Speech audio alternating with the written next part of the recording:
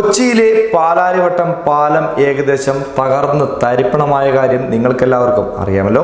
ഭാഗ്യം കൊണ്ട് ഇതുവരെയും ആരുടെയും ജീവന് ആപത്തൊന്നും വന്നിട്ടില്ല. എന്നാൽ തായ്വാനിലെ വടക്കുകിഴക്കൻ കൗണ്ടിയിലെ ഉൾക്കടലിന് മുകളിലൂടെയുള്ള നാൻഫാങ്ങോ പാലം തകർന്നു വീണിരിക്കുകയാണ്. അപകടത്തിൽ നിരവധി ബോട്ടുകൾ തകരുകയും 7 പേർക്കോളം പരിക്കേറ്റതുമായി തായ്വാൻ വാർത്താ ഏജൻസി അറിയിച്ചു കഴിഞ്ഞു. പക്ഷേ പാലാരിവട്ടം പോലെ പണം മുക്കി പണിത പാലമല്ല ഇത്. ആ വാർത്തയിലേക്ക്. അപകടത്തിൽ പാലത്തിന് താഴെ നിർത്തിയിട്ടിരുന്ന ബോട്ടുകളിൽ വിശ്രമിക്കുന്നവരാണ് അപകടത്തിൽപ്പെട്ടത്. പാളം പൂർണ്ണമായും തകർന്നു വീണതാണ് നിരവധി ബോട്ടുകൾ തകരാൻ തന്നെ കാരണമായത്.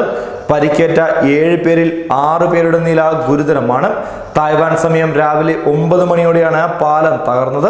അപകടത്തിൽ ഓയിൽ ടാങ്കർ വാഹനത്തിന് തീപിടിക്കുകയും ചെയ്തു.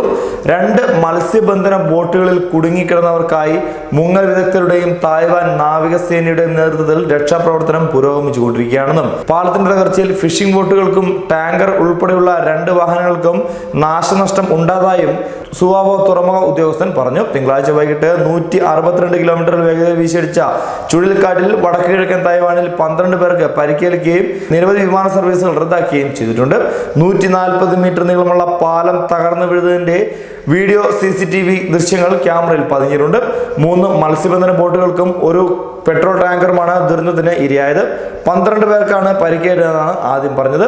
എല്ലാവരെയും രക്ഷിക്കാൻ കഴിയുമെന്നാണ് പ്രതീക്ഷയെന്ന് തായ്വാൻ പ്രസിഡന്റ് സായ് ഇൻവെൻ മാധ്യമങ്ങളോട് പറയുകയുണ്ടായി. പാലത്തിന്റെ തകർച്ചയുടെ കാരണം ഇനിയും വ്യക്തമല്ല.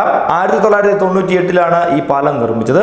തിങ്കളാഴ്ച രാത്രി തായ്വാനിലെ ചുഴലിക്കാറ്റ് ഉണ്ടായിരുന്നു. കനത്ത മഴയും ഉണ്ടായിരുന്നു. അതേസമയം പാലം തകർന്നു വീണ സമയത്ത് മഴയോ ശക്തമായ കാറ്റോ ഉണ്ടായിരുന്നില്ല എന്നതും ശ്രദ്ധേയമാണ്. ഫിലിപ്പീൻസ്, ഇന്തോനേഷ്യ, വിയറ്റ്നാം തുടങ്ങിയ രാജ്യങ്ങളിൽ നിന്നുള്ള കുടിയേറ്റ തൊഴിലാളികൾ തായ്വാനിലെ മത്സ്യമേഖലയിൽ സജീവമാണ്.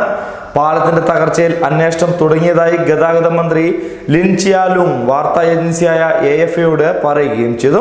50 വർഷത്തെ കാലപരിധിയാണ് പാലത്തിന് പ്രതീക്ഷിച്ചിരുന്നത്. 140 മീറ്റർ നീളമുള്ള ഈ പാലം തകർന്നു വീഴുന്നതിന്റെ വീഡിയോ CCTV ക്യാമറകളിൽ പതിഞ്ഞിട്ടുമുണ്ട്. ന്യൂസ് ഡെസ്ക് പ്രവാസി മലയാളി.